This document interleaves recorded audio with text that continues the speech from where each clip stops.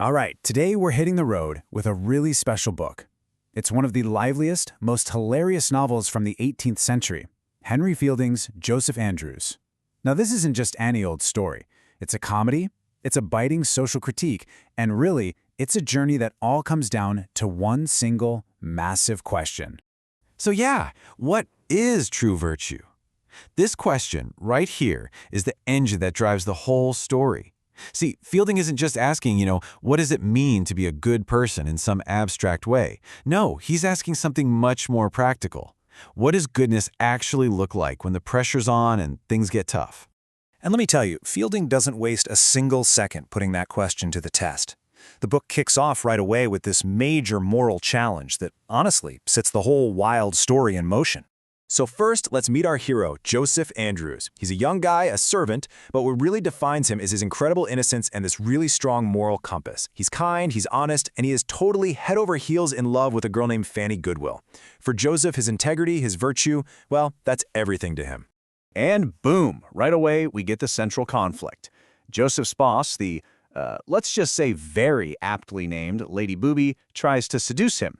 But Joseph, nope. He's guided by his principles, he's loyal to Fanny, and he flat out refuses. Well, she absolutely loses it, total aristocratic rage, and she fires him on the spot. And just like that single event kicks off the whole plot.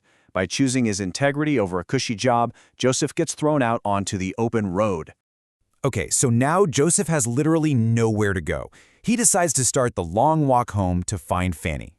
But you gotta understand, this is not gonna be a simple trip. In Fielding's world, the road itself is basically a stage, and it's full of trials that are going to test every single person who dares to travel on it. So, after getting fired, Joseph starts his journey. And pretty quickly, he runs into one of the greatest characters in all of English literature, Parson Adams. He's this incredibly kind but, well, super absent-minded clergyman who becomes Joseph's travel buddy.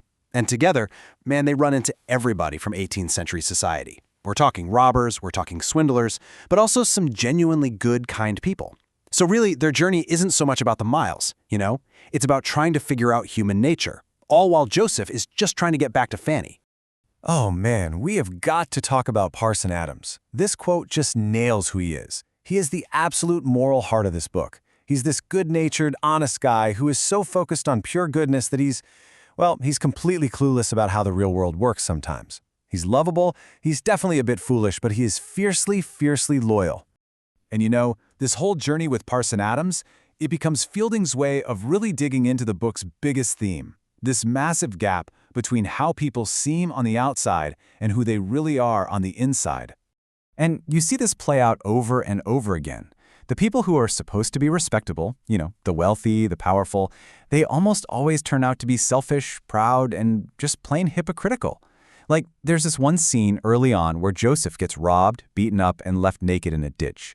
A stagecoach comes by full of rich people, and they literally argue about whether to help him because they don't want to get their carriage dirty. Can you believe that?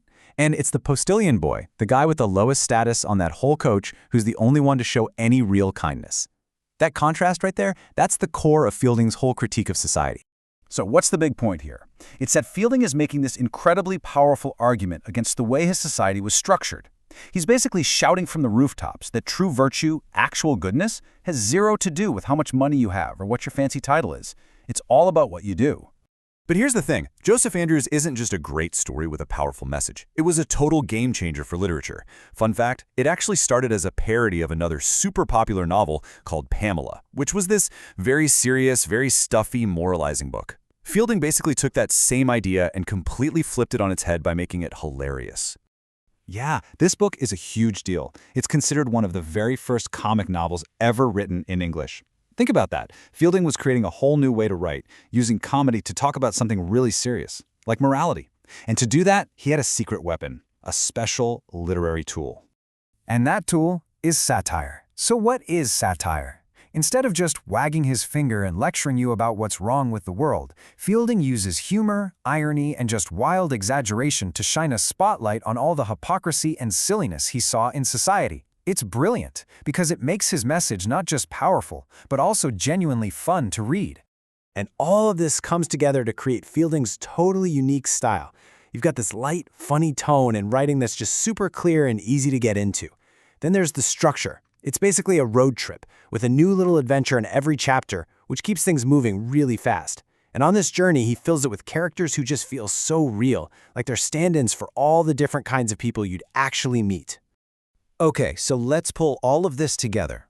After all the wild adventures, the dangerous scrapes, and all the just plain ridiculous people they meet, what's the final answer? What does the novel say about that big question we asked at the very beginning? Well, here it is. This is the big takeaway, the message that you hear ringing through every single part of this book.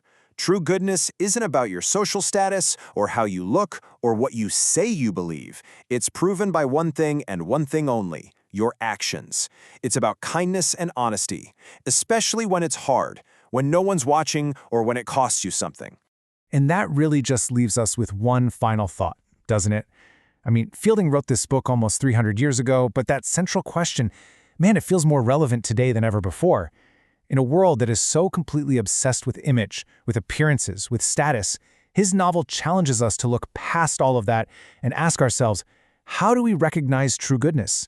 How do we spot the real thing?